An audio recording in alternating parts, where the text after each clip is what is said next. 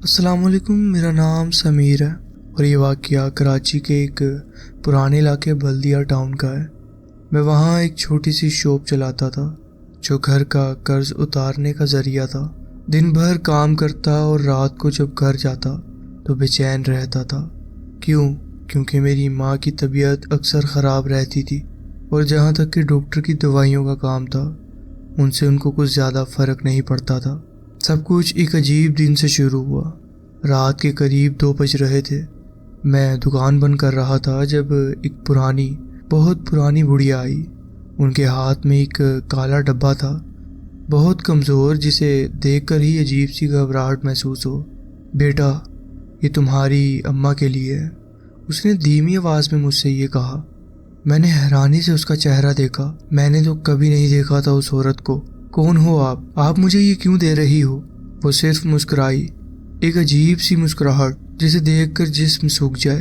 अपने घर जाकर सिर्फ इस डब्बे को खोलो, सुबह तक सब ठीक हो जाएगा। ये कहकर वो गायब सी हो गई। मुझे समझ नहीं आया कि मैं क्या करूं। डब्बा हाथ में था, दिल तेज धड़क रहा था। घर जाकर मैंने डब्बा बेड पर रख दिया और सो गया। लेकिन रात भर अजीब अजीब आवाज़ें सुनाई देती रहीं। समीर, समीर, जैसे कोई धीमी आवाज़ से बुला रहा हो। आंखें खोली तो कमरे में अंधेरा था, लेकिन एक साया नज़र आया जो मेरे बेड के पास खड़ा हुआ था, पूरा काला, बिना शक्ल का, और धीरे धीरे हिल रहा था। मैं पसीने पसीने हो गया, चिल्लाया भी नहीं गया। जब आंखें झपकी तो सब नॉर्मल था। सुबह जब माँ का हाल देखा तो वो सच में ठीक लग रही थी। पहली बार इतने सालों में उनका चेहरा रोशन था। लेकिन मेरी तबीयत ख़राब होने लगी। हर रात एक ही चीज़ होती, वो साया, वो बुलाने वाली आवाज़, और हर दिन मेरा चेहरा मुरझाता जा रहा था। आखिर एक दिन एक बुज़ुर्ग से बात की। उन्होंने सिर्फ एक चीज़ बोली, तेरी माँ के ऊपर काला जादू था, किसी ने तोड़ दिया, लेकिन उस जादू का बदला तुझे लेना पड़ेगा। ये सुनते ही पैरों तले ज़मीन निकल गई। मतलब जो भी बुरा होना था अब मेरे साथ होगा। उस रात एक और अजीब चीज़ हुई। डब्बा जो मैंने अलमारी में रखा था वो बेड के बिल्कुल बीच में पड़ा हुआ था, जैसे कोई रात भर उसे घूर रहा हो। घबरा कर मैंने डब्बा खोल दिया और जो अंदर था वो था एक छोटी सी हड्डियों से बनी हुई गुड़िया, और उसके ऊपर सिर्फ 2 लफ्ज़ लिखे हुए थे, तू अगला है। उस दिन के बाद मेरी ज़िंदगी बदल गई, मगर किस तरह ये सिर्फ मैं जानता हूँ। मेरी ज़िंदगी एक अजीब मोड़ पे आ चुकी थी।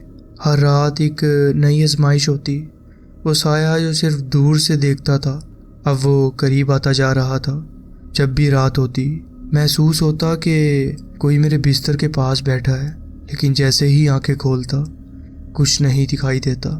लेकिन एक रात कुछ अलग था। उस रात तेज़ हवा चल रही थी और घर के हर एक चीज़ अजीब सी आवाज़ कर रही थी। घर की दीवारें भी जैसे चीख रही थी। हर चीज़ अजीब लग रही थी। रात के तकरीबन 3:30 बज रहे थे जब मेरी आँख खुल गई, लेकिन इस दफ़ा मुझे महसूस नहीं हुआ। मैं देख सकता था एक काला साया, लंबा, टेढ़ा मेढ़ा, जैसे इंसान का चेहरा मुरझाया, सूख गया हो, बिल्कुल मेरे सामने, बेड के बिल्कुल पास। वो झुक कर मुझे देख रहा था। उसकी आंखें नहीं थी, बस सारा चेहरा अंधेरे में डूबा हुआ था।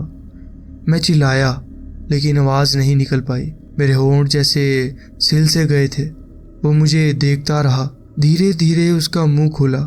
एक अजीब सी चीख सुनाई दी, ना औरत जैसी थी ना आदमी जैसी, सिर्फ दर्द भरी चीख। पता नहीं कैसे, लेकिन मैं हिल नहीं पा रहा था। और फिर उसने एक हाथ बढ़ाया, जैसे कि मेरा गला दबाना शुरू हो गया। उसकी उंगलियां बर्फ जैसी ठंडी थी, लेकिन जैसे ही उनका टच महसूस हुआ मेरी जान निकलते महसूस होने लगी। दिल दबा दबा सा हो गया, जैसे सिर्फ एक सेकंड और सब कुछ ख़त्म। मगर फिर एक आवाज़ आई। वो साया रुका, ऐसे लगा जैसे कोई इसे कंट्रोल कर रहा हो। वो धीरे से पीछे हट गया और बिना आवाज़ बेड के नीचे घुस गया, जैसे सिर्फ एक साया हो जो वापस अंधेरे में चला गया हो। लेकिन सबसे डरावनी बात यह थी, मैंने जैसे ही बेड के नीचे देखा वो वहाँ नहीं था। अगले दिन मैं एक बाबा के पास गया। उन्होंने मुझे देखा और पूछा, तुझे ये काला डब्बा किसने दिया? मैंने सारी बात बताई, वो बुढ़िया जो मुझे मिली थी, डब्बा जो उसने मुझे दिया था और सब कुछ जो हो रहा था। बाबा का चेहरा एकदम सीरियस हो गया। बेटा, तुझे तो एक बड़ी चीज़ मिल गई है। ये सिर्फ एक जादू नहीं, ये एक बंदिश है। ये किसी का दिया हुआ नहीं, किसी का छोड़ा हुआ है। मैं घबरा सा गया और मैंने उनसे पूछा, मतलब? बाबा ने एक लंबी सांस ली। मतलब जिसने भी ये डब्बा बनाया था उसका असर उस बुढ़िया पर था। जब उसने तुझे दिया तो वो चीज़ अब तेरी हो गई, और जो भी इस जादू का मालिक है वो तुझे ढूंढ रहा है। मेरी हालत और ख़राब होने लगी। तो इसका इलाज क्या है? बाबा ने मुस्कुरा कर कहा, लेकिन वो मुस्कुराहट अजीब थी, जैसे वो कुछ छुपा रहे हो। अगर तू सच में इलाज चाहता है तो तुझे एक काला जादू सीखना पड़ेगा। मेरी सांसें रुक गईं। एक और जादू? मतलब जो भी हो रहा था उससे सिर्फ जान छुड़ानी थी, और ये बाबा मुझे उसी रास्ते पे ले जा रहा था। लेकिन फिर बाबा ने एक आखिरी बात कही, तुझे एक फैसला लेना होगा समीर। या तो तू इस चीज़ को हमेशा अपनी ज़िंदगी का हिस्सा बना ले, या फिर उस इंसान को ढूंढे जिसने ये जादू तेरी माँ पे किया था और उसे वापस दे दे। लेकिन ये सब इतना आसान नहीं था, क्योंकि जिसने ये सब किया था वो इंसान नहीं था। बाबा की ये बात सुनकर मेरी रगों में खून जम गया। वो इंसान नहीं था तो फिर क्या था? मैंने बाबा से पूछा, ये जादू करने वाला कौन है? बाबा ने सिर्फ एक लफ्ज़ कहा, राजदार।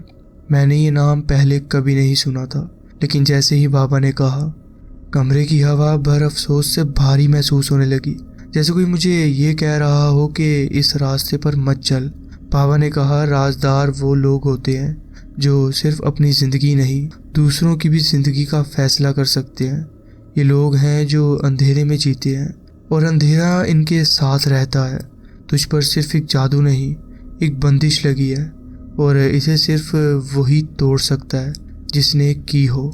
मैं एकदम समझ गया, मुझे उसी बुढ़िया को ढूंढना होगा। मैंने कराची के हर कोने में ढूंढा, हर पुराने बाजार में गया, लेकिन उसका कोई पता नहीं था। लेकिन एक चीज़ बदल रही थी। हर दिन मेरी माँ बेहतर होती जा रही थी और मैं ज़्यादा बीमार। मेरी आंखें काली होने लगी। रात को ज़्यादा अजीब सपने आने लगे। कभी कोई बर्फ़ जैसे हाथ मेरा गला दबाते, कभी मुझे लगता कि मैं किसी और जगह उठ गया हूँ, जैसे ये जादू अब मुझे तोड़ रहा हो। लेकिन एक दिन मुझे वो बुढ़िया मिल गई। मैं अपनी शॉप पे था जब मुझे सामने वाली सड़क पर वो बुढ़िया फिर नज़र आई, लेकिन इस दफ़ा उसका चेहरा पुराना नहीं लग रहा था, बल्कि वो और भी बड़ी हो गई थी, जैसे वक्त सिर्फ उस पर असर कर रहा हो। मैं भागकर उसके पास गया, लेकिन जैसे ही मैंने उसके कांधे पे हाथ रखा, उसका जिस्म सर्द बर्फ़ की तरह था। उसने धीरे से कहा, अब तू समझ गया ना, ये डब्बा अब तेरी ज़िंदगी का हिस्सा है, इसे सिर्फ तू ख़त्म कर सकता है। मैंने घबरा कर पूछा, कैसे? उसने सिर्फ एक चीज़ कही, उसका नाम ले जो तुझे ढूंढ रहा है। मैं पीछे हटा। किसका नाम? उसने अपनी सारी ताकत जोड़कर एक नाम कहा, नफस। उसी वक्त मुझे महसूस हुआ कि हवा एकदम भारी हो गई है, जैसे कोई सुन रहा है। बुढ़िया ने सिर्फ एक बात कही, अगर तू इसे रोकने में देर करेगा तो वो तुझे नहीं छोड़ेगा। और फिर वो वहीं गिर गई। मेरी आंखों के सामने उसका जिस्म सूखने लगा। उसके हाथ, उसका चेहरा, उसका पूरा जिस्म एक सूखी लाश जैसा लगने लगा, जैसे उसका वक्त पूरा हो गया हो। लोग जमा होने लगे। कई लोग कह रहे थे कि वो पहले से ही मरी हुई थी। कोई कह रहा था कि ये किसी और का काम है, लेकिन मुझे सब समझ आ गया था। अब मेरी बारी थी।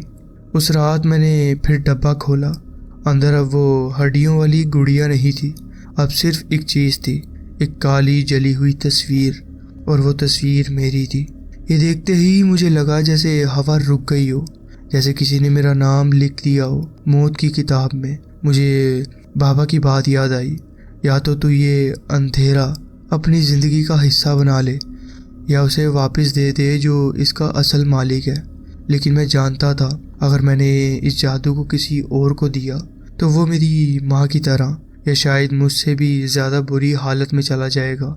लेकिन अगर मैंने कुछ नहीं किया तो नफस मुझे लेने आ जाएगा, और फिर रात के ठीक 3:30 पर, जैसे हर रात होता था। लेकिन इस दफ़ा कुछ अलग था। इस दफ़ा मुझे महसूस हो रहा था कि अगर मैंने ये दरवाज़ा खोला तो सब कुछ ख़त्म हो जाएगा। मैं अपनी जगह से हिल भी नहीं पा रहा था, सांस भी धीमी हो चुकी थी। और फिर दरवाज़ा खुद ब खुद धीरे धीरे खुल गया, जैसे हवा ने नहीं, किसी ने अपने हाथों से अंदर धकेल दिया हो। और फिर जो मैंने देखा उसने मुझे पूरा हिला कर रख दिया। सामने सिर्फ अंधेरा था, एक अजीब गहरा अंधेरा। घर के बाहर कोई नहीं था, लेकिन महसूस हो रहा था कि कोई वहाँ खड़ा है। और फिर उसी अंधेरे से एक साया निकलने लगा, लंबा, मुरझाया हुआ, बिना आंखों के, एक इंसानी शक्ल। लेकिन उसका चेहरा कोई भी पहचान नहीं सकता था, जैसे वो इंसान नहीं किसी और चीज़ का रूप था। मुझे समझ नहीं आया कि मैं भागूं या छुप जाऊं। लेकिन फिर मुझे वो बुढ़िया की बात याद आई, या तो तू इसे हमेशा अपनी ज़िंदगी का हिस्सा बना ले या फिर उसे वापस दे दे जिसने ये किया है। मुझे अब फैसला लेना था। मैंने फ़ौरन वो काला डब्बा उठाया। उसके अंदर अब मेरी जली हुई तस्वीर थी। अगर मैं इसे तोड़ दूं तो शायद सब खत्म हो जाए। लेकिन जैसे ही मैंने तस्वीर उठाई, वो साया एकदम तेज़ मेरे सामने आ गया। मुझे लगा अगर मैं रुक गया तो ये चीज़ मुझे ख़त्म कर देगी। मेरी माँ अब ठीक हो गई थी, मगर मैं नहीं बचूंगा। और फिर मैंने ज़ोर से तस्वीर फाड़ दी। एक ज़ोर की चीख, एक ऐसी चीख जो इंसान की नहीं लगती थी, जैसे हज़ारों लोग एक साथ चीख रहे हों। घर की दीवारें जैसे हिलने सी लगी हों। अंधेरा एकदम और गहरा हो गया और फिर एकदम सब कुछ ख़त्म हो गया। मैं ज़मीन पर गिर गया, सांस फूली हुई थी। वो साया वहाँ नहीं था और जैसे ही मैंने ऊपर देखा, दरवाज़ा खुद ब खुद बंद हो गया। सुबह जब मेरी आँख खुली, सब कुछ नॉर्मल लग रहा था। घर वैसे का वैसे ही था। माँ खाना बना रही थी, सब कुछ जैसे एक सपना हो। मगर जब मैंने अलमारी खोली, वो काला डब्बा वहाँ वापस पड़ा हुआ था। उसके अंदर सिर्फ एक नया लफ्ज़ लिखा हुआ था, अगले को दे दो। लेकिन मैंने फ़ैसला कर लिया था, ये चीज़ सिर्फ एक दफ़ा दी जा सकती है, मगर अगर वापस आ जाए तो इसके मालिक तुम खुद बन जाते हो। मैं अब समझ गया था, मैं उस बुढ़िया की जगह आ गया हूँ। अब कोई और मिलेगा जिसे ये डब्बा देना होगा, कोई और जो मुझे इस चीज़ से आज़ाद करेगा, कोई और जो अगला होगा। ये था मेरा वाक़या जो मैं आपके साथ शेयर करना चाहता था। जी बहुत बहुत शुक्रिया, आपने अपनी कहानी हमारे साथ शेयर की।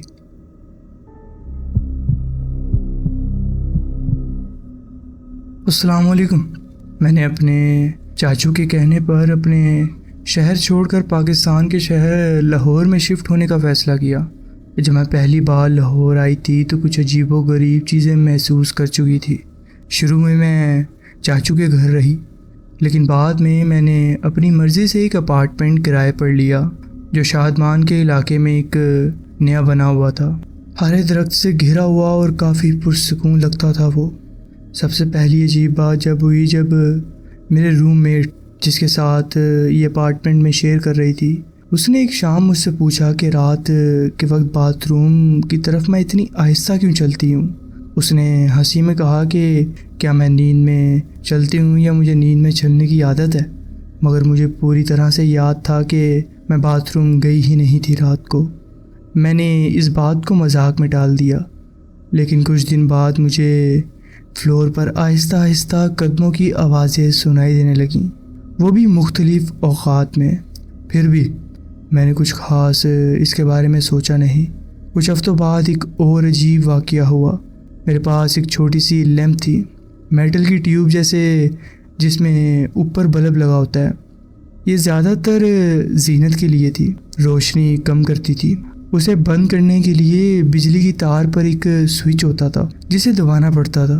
एक दिन सुबह जब मेरी आँख खुली तो मुझे अच्छी तरह याद था कि मैंने सोने से पहले उसे बंद कर दिया था। मेरी याददाश्त बहुत तेज़ और मुझे अच्छी तरह से याद है कि मैंने इसे बंद किया था।